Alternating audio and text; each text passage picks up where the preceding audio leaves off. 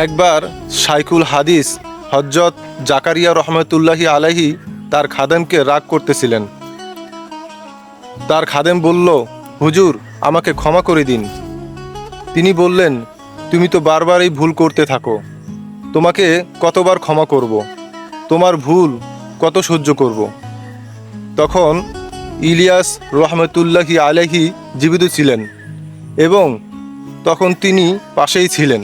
তিনি হযরত শাইখুল হাদিস রহমতুল্লাহি আলাইহি এর কানে কানে বললেন, মাওলানা, কিয়ামতের দিন আল্লাহ তাআলাকে নিজের অপরাধ যেই পরিমাণ সহ্য করাইতে চাও, এখানে এই পরিমাণ সহ্য করে লও। কত যে আশ্চর্যজনক ও মর্মস্পর্শী সংশোধনের ভাষা। কারো উপর গোসা আসলে তখন ইলিয়াস সাহেব রহমতুল্লাহি আলাইহি এর এই কথা স্মরণ করবে, ইনশাআল্লাহ ক্ষমা পাওয়ার তৌফিক লাভ করবে।